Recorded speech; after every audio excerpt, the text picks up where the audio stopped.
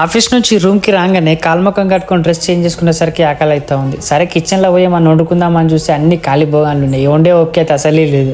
సరే బయటకు పోయి మనం దిందా పని మెల్ల బండి వేసుకొని బయటకు వెళ్ళినా. నేను ఉండేది అపరూప కాలనీ, కానీ టిఫిన్ సెంటర్ మాత్రం షాపూర్ పోయినా. 2 కిలోమీటర్ డిస్టెన్స్ వస్తుంది, అయినా సరే పోయినా.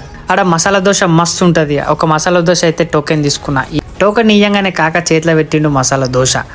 దోశ అయితే మస్తు ఉండే. 2 కిలోమీటర్ జర్నీ చేసి పోయినందుకు వర్త్ అనిపించింది.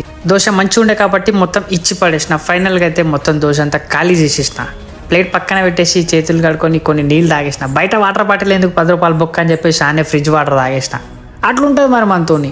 ఇక మెల్లగా రిటర్న్ అయిపోయినా. రిటర్న్ అయ్యే దారిలో ఏదో తక్కువ పడుతుంది అంటే ఏం తక్కువ పడుతుందో ఆలోచిస్తే ఒక జ్యూస్ తక్కువ పడుతుంది అనిపించింది. సరేలే అని చెప్పేసి ఒక జ్యూస్ బండి దగ్గర ఆపిన.